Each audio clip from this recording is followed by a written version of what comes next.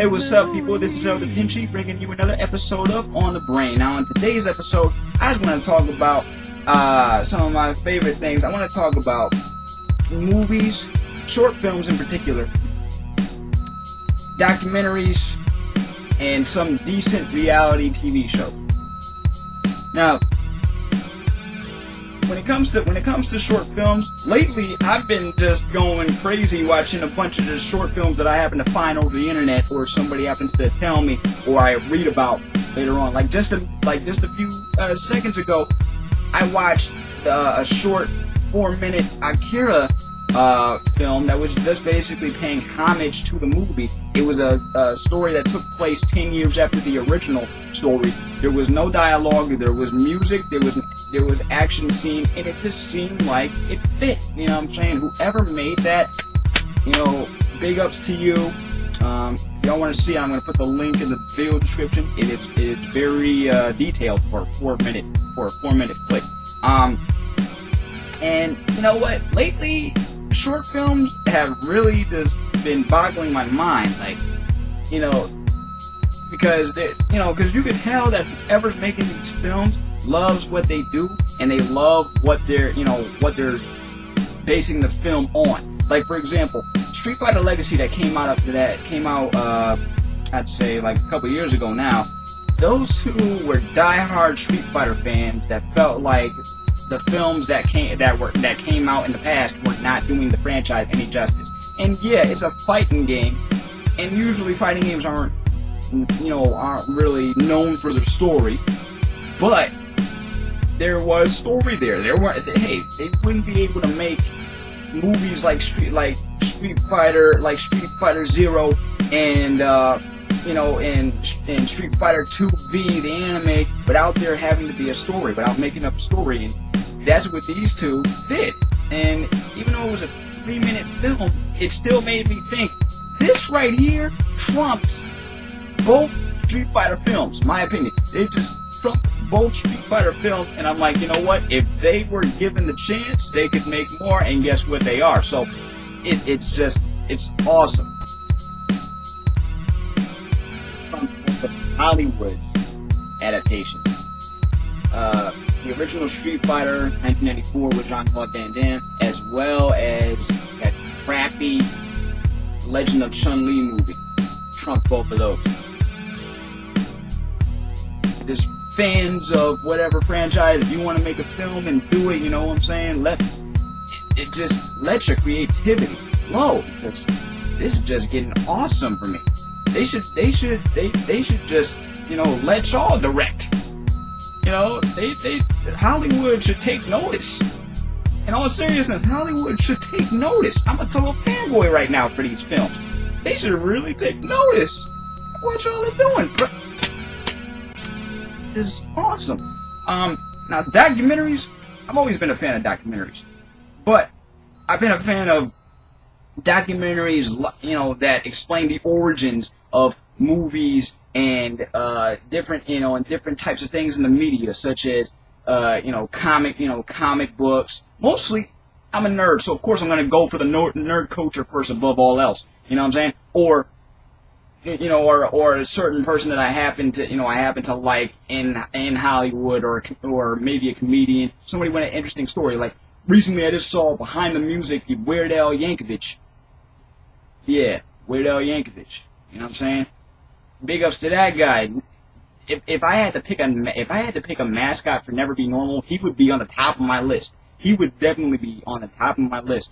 And it was the remastered version, so they had some extra extended stuff for this year, because the original cut came out, I guess, a few years ago, and they added some new stuff for 2012. And I always want to know where this guy came up with his ideas, because he's so creative in what he does. His parodies, his spoofs, all that, and he's funny, and he's still a humble guy. That right there is very cool. Yes, he was called the nerd, and he sort of had a sheltered life for a minute, but he came from that, and then he just blasted off. Stayed in his imagination, created all these crazy songs from the different pop cultures because he immersed himself in pop culture, and that's where he comes up with these ideas. And look at him now, still the same guy, just with a little bit more money in the bank. That's it. He's humble. That's awesome. You know, I've seen things on comedians. I've seen things on the origin of comic books, the origins of certain companies, and sometimes I watch it over and over again just to see if I missed something. You know, it just makes me feel like, hey, I could do that too. You know, I could do that too. So whatever you want to, do, whatever, if it's write a book, or if it's make a film, or if it's go out there and discover something, I say never be normal. Just go right and do it. You know what I'm saying? You need somebody to back you up. Just make sure you have somebody that you can trust with some good support or whatever, or somebody to just push you in the right direction. Because sometimes we all need that. We all need a little nudge. You know what I'm saying? And that's how we come up with these ideas. There's always going to be room for creativity. No matter how much they try to stifle it, there's always going to be room for creativity, and it's never going to end, because without creativity we have nothing. Nothing. No books, no buildings, no sites, no new inventions, no new innovations, nothing. Without creativity and imagination, we have nothing. First off. So, that's it on that. Now, decent reality television,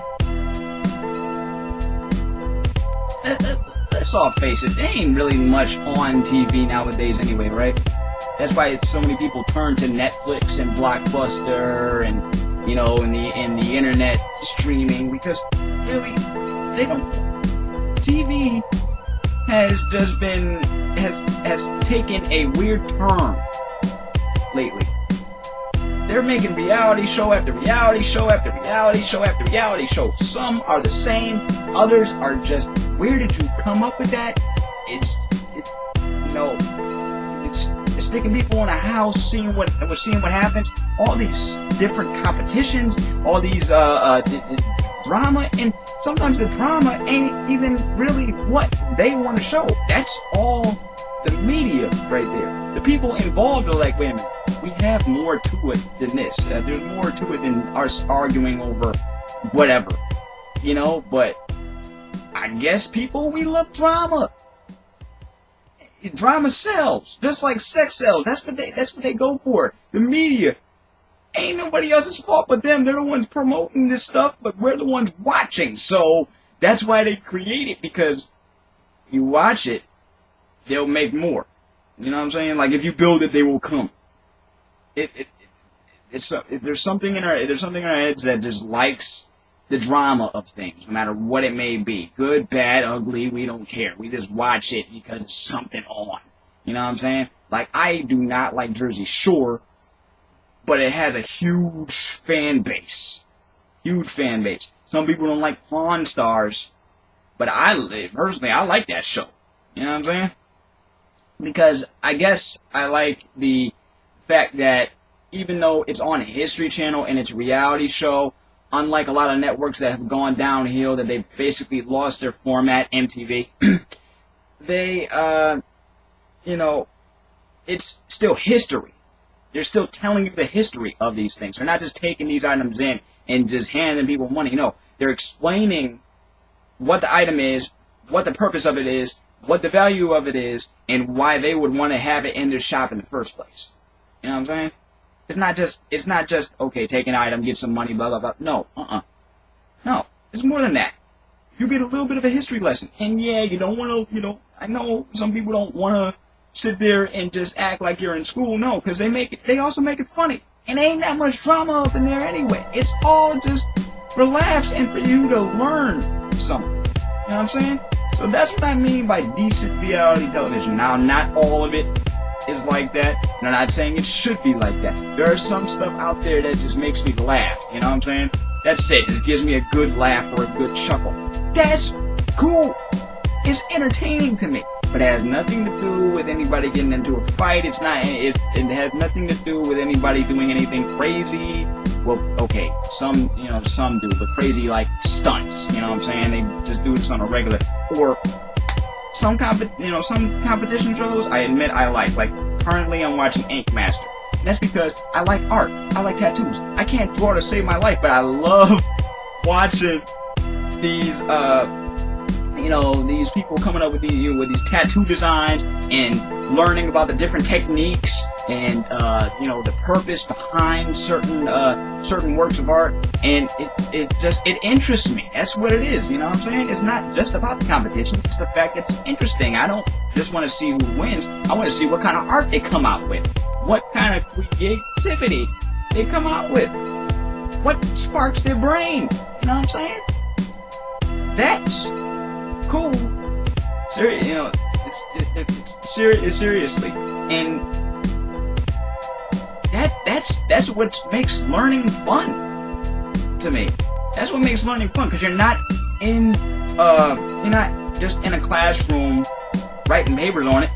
You know what I'm saying? They're not gonna ask you to write down everything that you see and hear. You know what I'm saying? You just learn about it for the heck of it. Next thing you know, you're in a conversation with, like, say you're in a conversation with your friends and they ask you about a certain item or a certain piece of art that they happen to, come across. Next thing you know, it's like, wait a minute, I saw this on Pawn Stars the other night, or I saw this on Comic Book Men. This means and this means Next thing you know, they're into it, and you guys are actually having a conversation about it. You know, it's funny.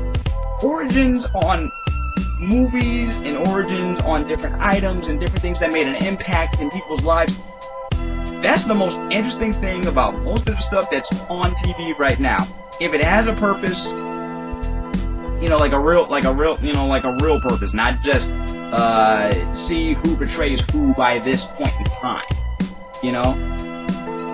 That's what I mean by decent. Now, that's just my take on the whole thing. Love short films. I love documentaries. I love certain shows. There was a time where I didn't like any of them. But then I was like, okay, there ain't nothing else on TV. What else am I gonna do? I read my manga. I read my books. What else am I gonna do? But hey, only thing is, you'll never see me on a reality show. This is as closest to a reality show that you're gonna get. Because personally, I think if they put me in a reality show, and it was one of those reality shows where they put people in a house, a bunch of strangers in a house in competition, I'd crack first day. I'd crack the first day, because I am not the confrontational type at all. So I already know that if you put me in that situation, I'm not going to last very long. I'm like, okay, you know what, screw it. I don't care if there's a cash prize involved. Alright, I can't take it. Can't we all just get along? You know what I'm saying? I do my Rodney King thing. I'd be like, can we all just get along? No. Oh, man. But anyway, I know that was just random, but I just wanted to share that with y'all. So, in the comments below, let me know. Short films, documentaries, decent reality shows. What do y'all think? What are some of your favorites? And what would you like to change up on TV nowadays? What do you think should, what do you think they should focus more on what some people call the boob tube or the idiot box or whatever, you know what I'm saying? Or in movies, what is your favorite element of a movie, or do you just watch it just because, you know what I'm saying? I just want to just share opinion, you know what I'm saying? And with that, I am El Detinci, and that was On the Brain. Peace. Love. I'm out.